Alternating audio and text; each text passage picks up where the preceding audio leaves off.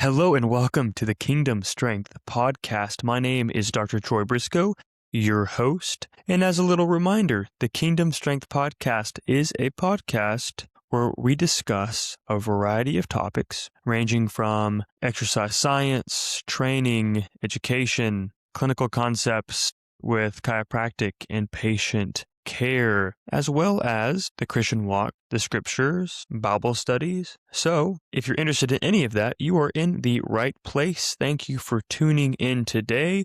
Today we are discussing marathon training. The title of this podcast will be The Biggest Mistakes in Marathon Training and How to Avoid Them. So I don't know if you're interested in running a marathon, but if you are or know anybody that is, send this podcast their way, and there will surely be something in here that is valuable to you or one of your friends or family members.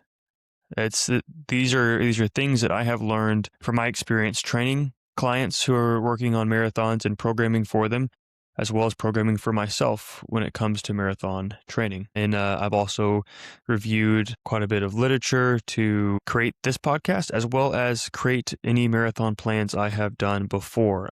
I'm a bit of a nerd, so I like looking at research and what has been studied and shown in the available. Please find the show notes for the information with the literature that I have used in this podcast here. I have put those resources in the show notes, and I will give credit where credit's due when I shout out some information today. So without further ado, buckle up and let's get started. So when it comes to marathon training, most runners, endurance runners, marathoners are pretty disciplined. They're willing to put in the work to execute their goal, but discipline applied with the wrong structure leads to burnout, stagnation, and injury. So today, like I said, I'm going through the most common mistakes seen in marathon prep, why they happen physiologically, and what the research says, and what to do instead if you're training for a marathon or coaching someone who is training for a marathon. In this episode, you'll be given a better framework, potentially, for marathon training. Just a reminder, this is a way. The way I program for marathon is a way to program for a marathon. It is not the way. Again, this is just accumulation of common errors I see. Again, there are many ways to work toward a goal, many ways to program for a marathon, many ways to structure a program. It is all dependent on the person, all dependent on what their goals are, all dependent on where they're at, where they're trying to go, and what their regular schedule may allow for. So all those are factors. Again, these are just some overview things to be aware of if someone is prepping for a marathon. Okay, I think that is enough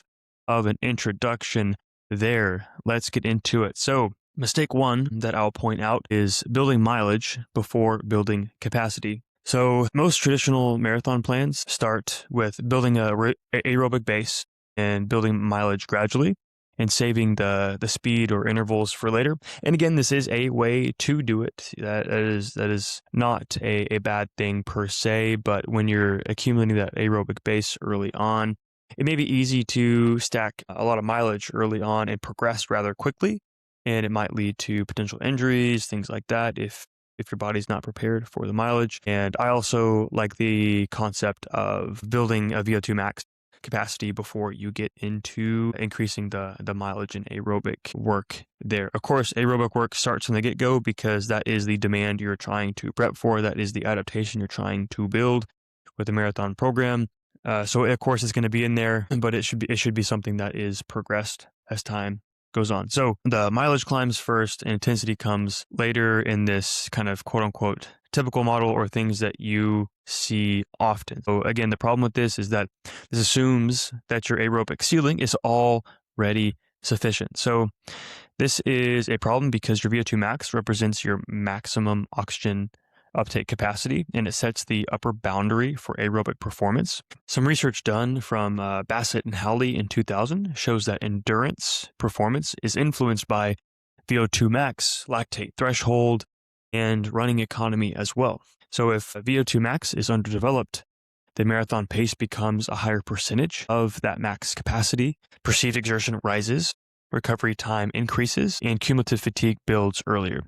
Another study by Midgley et al. In 2006 revealed that high-intensity interval training, or HIIT training, demonstrate that VO₂max can improve relatively quickly, especially compared to structural tissue adaptations. Rising VO₂max early improves stroke volume, enhances oxygen delivery, improves mitochondrial enzyme activity as well. So, when submaximal aerobic work increases later, it's more efficient. So it makes sense to increase the VO₂max capacity early on, lay that foundation there, and of course continue to progress into the mileage. So how this looks could be introducing controlled short duration, high intensity efforts early, like PCR intervals. So these are very short, high output efforts, usually around 10 seconds or so. This could be sprints or on a bike, just whatever you can to do max output. And you can also do some anaerobic intervals like zone 4 to 5 work there. This doesn't replace the aerobic work early on. Like I mentioned, it just complements it. You're doing them concurrently earlier on in the program, and you'll kind of wean out from the intensity and then increase the volume there. So you build the ceiling while building the base. So moving on to mistake number 2, the moderate intensity gray zone, as it's commonly called. So this is one that I see all the time. It's people working out in this quote unquote gray zone, right? They're not doing a lot of that kind of VO2 max capacity training like we just talked about with more of the higher effort intervals, and they're doing maybe not as much as the kind of longer distance aerobic work that they're trying to train for, the adaptation they're trying to build with getting ready for marathon. So this is, you can think of this as a moderately hard pace. It's kind of a Goldilocks just right. It's not too hard, not too easy. It's, people getting out there and going for a run because a certain amount of mileage is in their program, but they're just aimlessly doing it at a pace that they feel like they ought to be going at. So it's done with little intention, right? So I guess this mistake you can also kind of group into unintentional running as well. But I'm calling it the gray zone because it's kind of in the middle. It's not serving a specific purpose within the program itself. So have intention when you're doing your runs and executing your program. So let's talk about some research, shall we? Seiler in 2010 talked about different models with training, with an endurance training. So what they found is elite endurance athletes often perform 80% of training at low intensity and 20% at high intensity, and very little in the moderate zone. So this moderate zone being this gray zone, which is the quote unquote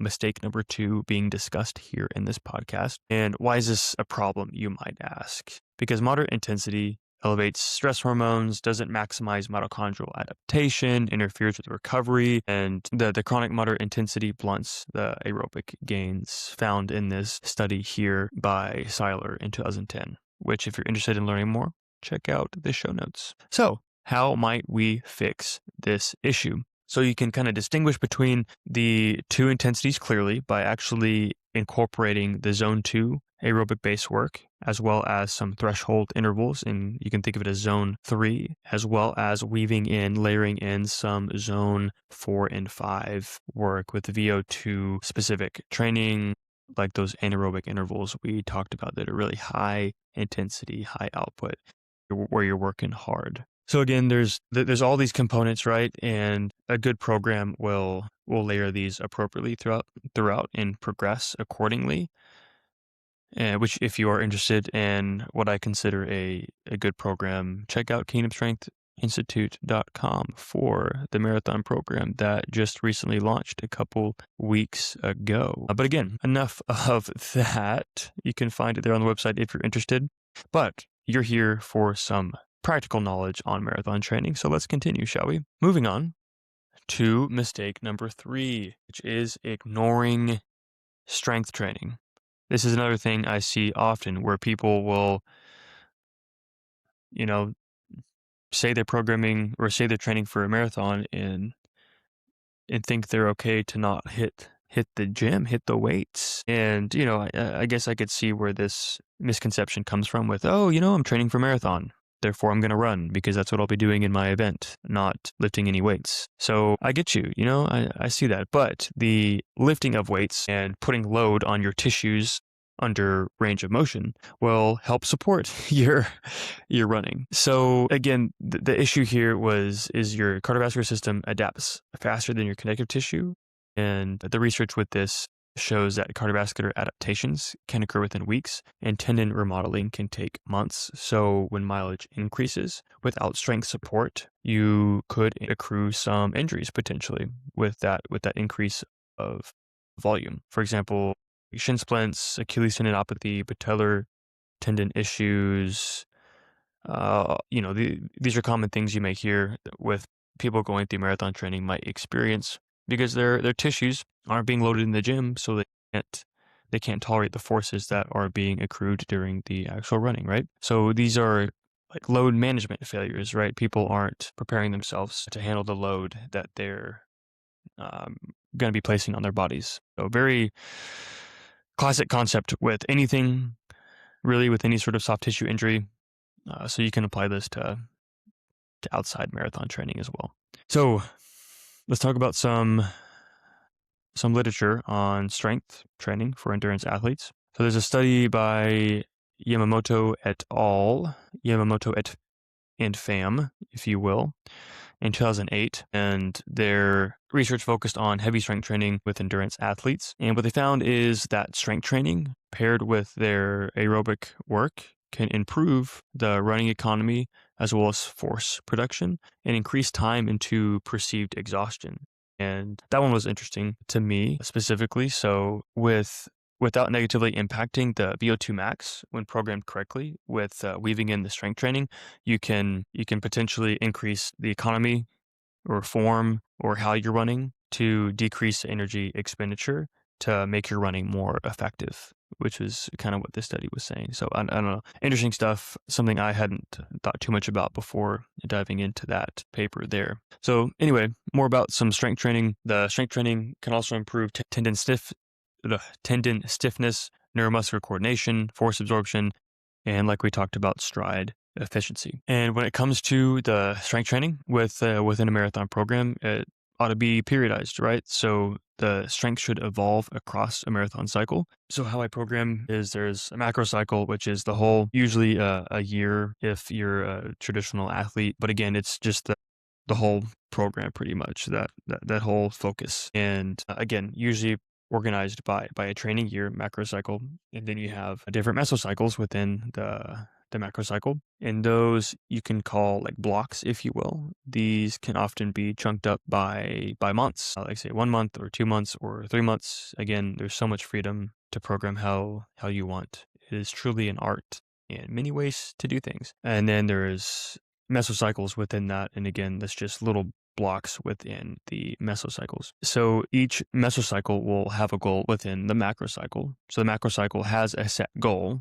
that you're working toward, but each of those mesocycle blocks kind of fit in together to work on different things at different times, still progressing to that end goal of the macrocycle, but offloading certain things at certain times, progressing certain things at certain times, so that the progressions are made appropriately to consider not getting injured, to consider what may be going on in the athlete's schedule at that time, and to consider the other factors that may be at play in terms of what you're developing. There's different styles of periodization with like linear periodization, undulating periodization.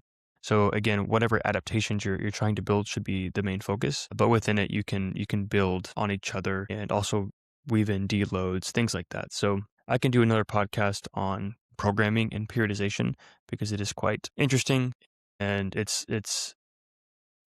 nothing I want to confuse you on too much right now in this podcast, considering this is specific to marathon training. So we'll save that for another podcast where I can clearly kind of map out more programming principles and maybe discuss how it can be applied to different sort of goals and different style of programs and maybe different kind of athletes as well. So anyway, back to the marathon program when it comes to programming the resistance training. So kind of how I like to do it is you can call it linear periodization in intensity or reverse linear periodization in volume, however you want to think of it, or whatever you prefer to call it. How I like to do it is you start with muscular endurance training early on, and then you get into more hypertrophy, and then strength, and then power and plyometrics kind of stuff, and kind of ending with some isometrics toward the end, more of in like the taper phase of the program.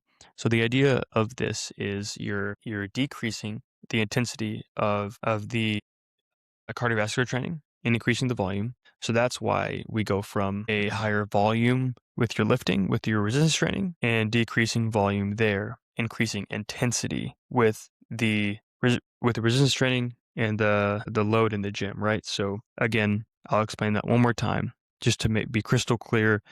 And one way I like to program the resistance training and the cardiovascular training for a marathon program. For the resistance training, I like to start with more volume at the start of the program and end with less volume, higher intensity. So for example, like I said, starting with more endurance training into hypertrophy and strength, and then some like power plyometrics and throwing in some isometrics there at the end. That pairs well with the running volume increasing. So as the running volume increases, which is the demand you're trying to prepare for, to run 26.2 miles, while that is increasing, you're decreasing volume in the gym and increasing strength. And this strength isn't like 1 RMs. It's not you're completely gassing out in the gym. This is just supplementary to what you're doing out there in your runs and your cardiovascular sessions.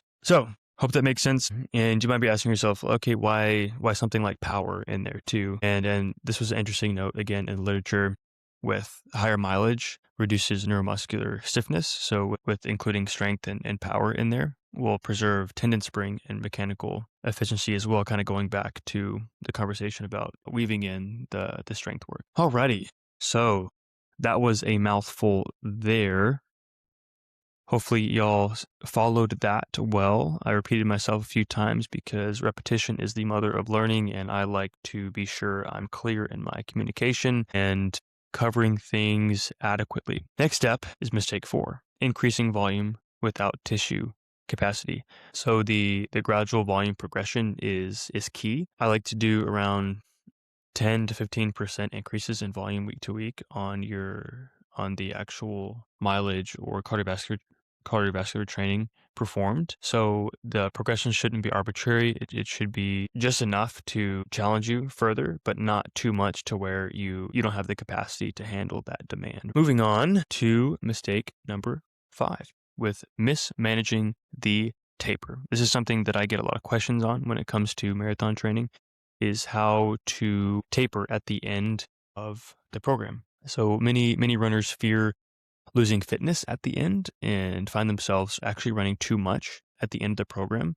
And they're adding just a ton of volume when they ought to be letting their body get ready for the amount of miles they're about to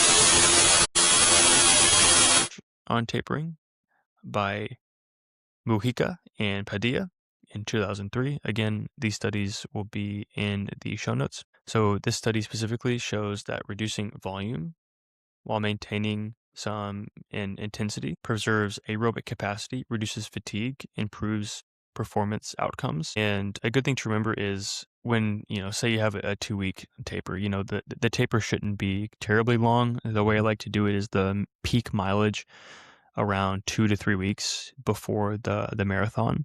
And I usually don't get up to 26. I'll usually get to like 22 to 24, depending on the person. And again, it can even be a wider range than that if you wish. But getting to that point 2 to 3 weeks before the marathon, and then cutting still keeping a long run and still doing your normal programming, just cutting the amount of volume that you're performing within the couple weeks before. So if you have any questions on that, please feel free to reach out. But I think that covers it pretty well. It's pretty intuitive. You don't want to be running too much right before. Let your body recover.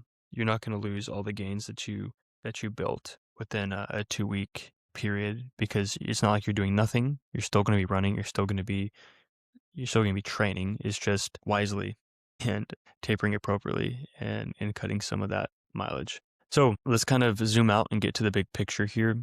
The marathon training is about sequence, raising the ceiling, building the base, strengthening the structure, increasing volume progressively, and tapering intelligently. The goal is not to suffer more, challenge yourself more, or to increase mileage at the wazoo, but the goal is to adapt effectively and give your body the opportunity to adapt, and giving your body the opportunity to have the capacity to handle demands you are placing on it and will place on it at the marathon day. So just some parting thoughts. Marathon training requires discipline, it requires consistency, it requires intelligent programming. Consistency is more important than the intensity you're at, more important than, getting everything perfect to a T, right? The structure is important, but give yourself grace as well. Give yourself patience and go out there and crush it if you're listening to this and you will be running a marathon. If you have any further questions, don't hesitate to reach out at coach@Kingdom Strength Institute. And if you found this information helpful, I created a free guide, Common Marathon Training Mistakes and What to Do Instead. If you are interested, again, email me at coach@Kingdom Strength Institute. I also wanted to provide a surprise for anyone who has made it this far into the podcast. The surprise is a discount off the marathon program, the Kingdom Strength Marathon program. So if you're listening, you get 10% off this program. Again, I will direct you to the email coach@kingdomstrengthinstitute.com. Claim your 10% off by emailing that email address. So hope you enjoyed today. I'm so happy you are here, so happy you're listening, and I am praying that you got a lot from this podcast, that you found at least some of it informative, something new, and I would encourage you to lean into the literature that I am going to put in the show notes. I'll make that available for you. And as always, if you have any questions, don't hesitate to reach out. I will catch you next time on the Kingdom Strength Podcast. God bless you.